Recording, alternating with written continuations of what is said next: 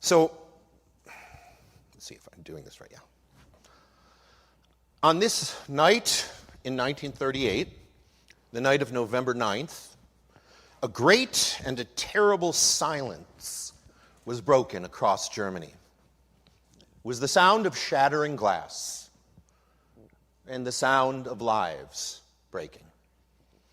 Jewish storefronts and synagogues and schools and homes, they were smashed and burned by mobs that had been whipped into fury by propaganda and by hate. You can see the parallel already. Over 1,400 synagogues and Jewish institutions were destroyed that night. Thousands of Jewish businesses and homes were looted, their contents strewn into the streets, and approximately 30,000 Jewish men were rounded up and sent to concentration camps in what was the first instance of mass arrest of Jews based on religion. And nearly 100 Jews were murdered that night, a number that would soon be multiplied into the millions, as we know, in the Holocaust. That night was called Kristallnacht, which means the night of broken glass. But let us not romanticize that name. It's not about glass. It was about people. It was about neighbors turning on neighbors. Are you hearing parallels? It was about the breaking of trust, the breaking of safety, which we're all feeling now, the breaking of human covenant. That's what it was about. And those shards of glass that covered the cobblestones that night were not just the glass from the shop windows. They were the splintered remains of a moral conscience. So in the aftermath of that, the Nazi regime blamed the Jews for that destruction. They fined the Jews, the Jewish community, the modern equivalent of $400 million. And they forced them to pay for their own shop repairs, even as the insurance payments were confiscated. Within days, new decrees expelled Jewish children from schools. They banned Jewish professionals from participating in economic life. And they stripped an entire people of their basic rights. And yet, Kristallnacht was not the beginning of all of this. It was the moment when everything that had been simmering in speeches and in whispers and in policy and in prejudice, simmering, finally boiled over into open violence. The night that the unthinkable all of a sudden became possible. And so we remember this night not only for what happened, but for what it revealed. How easily a civilized society can collapse into barbarity when fear and when hatred and when apathy take root, when they are allowed to take root. Every year, Jewish communities around the world, they gather to remember the Holocaust, the eventual result of that fear and that hatred and that apathy. And all the Jews say, never again, when we remember the Holocaust. Never again shall a people be targeted, dehumanized, and destroyed. Never again shall the world look away. Never again shall we allow the machinery of hate to grind unchecked. But friends, as we gather here in 2025, we are seeing the warning signs. We are watching the slow erosion of truth, the scapegoating of minorities, and the rewriting of history to serve the powerful. We are watching leaders invoke fear to consolidate power. And crowds cheer them on in the name of safety and of nationalism. And I have to say it, as a Jew, as a Unitarian Universalist, as a human being, I'm afraid. And not only because I see echoes of that past in the present, but because I see so many people, including some of my fellow Jews, refusing to see it. I've witnessed my fellow Jews, some of them light candles to remember Kristallnacht and the Holocaust and the demonization and the dehumanization of Jews in 1938, and in the very next breath, they vote and support leaders or movements that demonize immigrants and Muslims and LGBTQ people or any other that are deemed other. How can you do both? Jews carry a history of trauma from our ancestors that we must use to inform our relation to the world. Yet inconceivably, some Jews remember our ancestors' persecution even while excusing the persecution of others. They say never again, but they seem to mean never again to us. And yet, as a minister, I look back in my Jewish faith. I know I'm an atheist, I know I'm a UU, but I'm culturally Jewish, and see how it informed me. And that's not what the Jewish faith, or what any faith worth practicing teaches. It's not what it teaches. So the word zachor, the Hebrew command to remember, zachor is to remember, appears nearly 200 times in the Torah, which is the Hebrew Bible. And zachor tells us to remember many things, to remember the Sabbath, to remember the Exodus from Egypt, to remember the covenant we made with our ancestors. But zachor is not just about recalling facts and recalling dates. It's about living memory. It's a remembrance that shapes who we are and how we act in the world, or at least it should.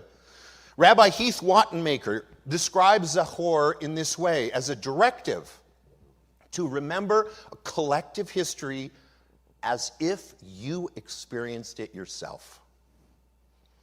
Not as something distant, but as something personal. And they do that through ritual and through story. We are invited to stand in that history, to feel it, to learn from it, to transform because of it. That's why we gather in ritual, for that collective memory, to be present in our history. In other words, zachor is moral imagination. It is empathy that is carried across time and across generations. When we remember Kristallnacht and the resultant Holocaust, when we remember those things, zachor demands that we ask not only what happened, but that we ask, how did it happen? What conditions made it possible? What fears were manipulated? What lies were told and believed? Who stayed silent when the first windows were smashed? Now, the future is never a carbon copy of the past, but history does, in new incarnations, repeat itself. It rhymes, and we're hearing those rhymes. We see the repetition today in mass deportation of migrants, people rounded up, detained without due process, sent to our own concentration camps, Alligator, Alcatraz, and wherever, and treated as less than human. We hear rhetoric about protecting the real America from an invasion of outsiders, as though this land were not already built on the invasion of others. We watch as politicians call themselves strong men. These cowardly politicians call themselves strong men, saviors of some false purity and promising to restore a mythical past that never was. And we see people, many of them good, decent, wise, faithful people, fall for it again. So let us not be naive. History's descent into darkness never begins with the full-on Auschwitz, with the full-on concentration camps. It begins with words, with fear, with the slow normalization of cruelty. It begins with the decision to look away, to say, it's not my concern. We are dropping a lot of mugs here, but that's okay. No worries. We affirm that our faith, our Unitarian Universalist faith, calls us to remember, to resist, and to rebuild. We affirm that the past is not just a story we inherit to tell, it is a responsibility that we bear. And yet we are living in an age that works against this remembering. That's another reason why it's so hard.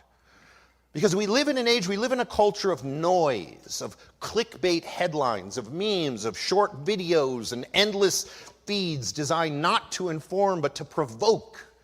Our attention spans have become a commodity, bought and sold by those who profit from our outrage. And the more our attention is captured, the less capacity we have for deep reflection. We scroll and we swipe and we react, but we rarely pause long enough to ask, how did we get here? So the biblical call to Zachor is radically countercultural in this age, because it says, slow down, disconnect, remember who you are and what you are called to be. Zachor calls us back to sacred time, to sacred story, to sacred conscience. So how do we practice Zachor? Not only as Jews, but as Unitarian Universalists, as people of any and all faiths and no faith, as people of conscience. How do we practice it in a world that constantly tries to make us forget? So I'm going to give you some ways we can begin. You all know these ways, but it's good to repeat. First, try this. Take a Sabbath. Not a traditional Sabbath necessarily. Take a technology Sabbath. Choose a day or even a few hours each week to step away from screens and let the silence speak. Let the stillness do its work. When we disconnect from the constant noise, we reconnect with our deeper knowing. The Sabbath was meant to be a liberation from the tyranny of endless production and endless distraction. So rest, reflect, remember. Second, go deeper than the headlines. Read, what are they called? They have the pages in them and the books. Read books. Right. Seek out credible history. Listen to voices that challenge not only assumptions, but your own assumptions.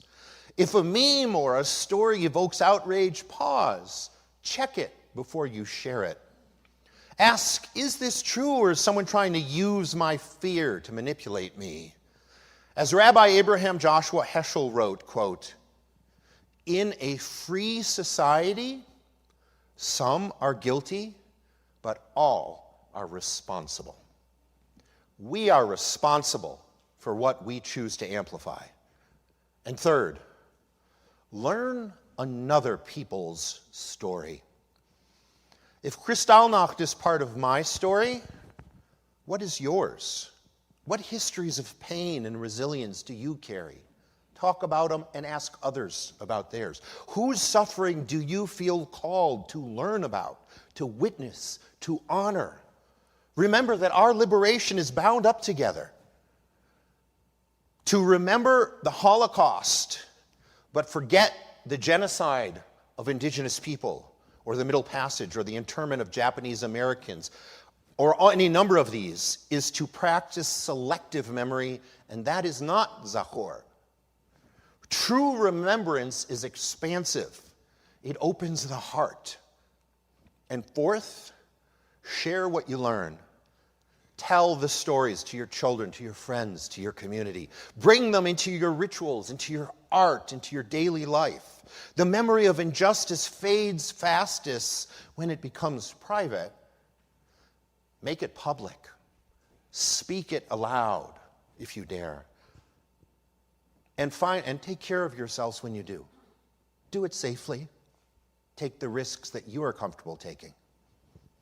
And finally, act. Memory does not lead to memory that does not lead to moral action is not remembrance, it is sentimentality. And Zahor calls us to live differently because of what we know. The story's told, it can't be untold. It calls us to intervene when we see harm. It calls us to vote and to volunteer and to advocate and to protect and to speak up even when our voices tremble. And I do not, as I said, pretend that this is easy or this is safe. To live awake, or woke as they want to say, as we are, is exhausting in a world that encourages sleep. To hold your memory alive in your heart, it's painful oftentimes, but it's holy work. It is the work of that thing in the center of our values. It is the work of love. There is a story in Jewish tradition about a man who walks through this dark forest holding a single candle. And the wind keeps blowing it out, the candle. And each time he lights it again, and he lights it again. Much like we did it with our chalice last week. And someone asks, why bother? You can't light the whole forest. And he replies, no, but I can light my way, and maybe someone will see and light theirs too. That is what we are called to do, to keep lighting the candle of memory, the chalice of memory, to keep lighting the chalice of justice, to keep lighting the chalice of compassion in a world that is growing cold. In Hebrew, that work is called tikkun olam, the repair of the world. You've probably heard that phrase. In every act of truth-telling, in every gesture of solidarity, and every refusal to hate, we will see not only the reflection of our past, but the promise of our future. Friends, today's commemoration of Kristallnacht is not just about Jews or Germans or history books. It's about all of us, about what kind of people we choose to be now that the next storm is upon us. It is about whether we will remember what every human being is made of sacred light. And that the breaking of one is the breaking of all. The lesson of Kristallnacht the rest of the lessons of Kristallnacht call to us across time: remember, resist, rebuild. Do not let the glass of another's life be shattered while you stand by in silence. Do not let the shards of truth be swept away by the broom of denial. Do not forget what can happen when good people decide to wait and see. The German Jewish poet Heinrich Heine once wrote, "Where they burn books, they will in the end burn people." And we could add, where they shatter windows, they will in the end shatter lives. But where people remember, where they honor the broken and they honor the brave, where they refuse to look away or burn books or ban books, there life begins again. So may we be such people. That is my hope, my prayer. May we be people who remember, people who repair, people who, even in the darkest night, keep lighting candles and chalices against the wind. May we be those people. Amen, and blessed be.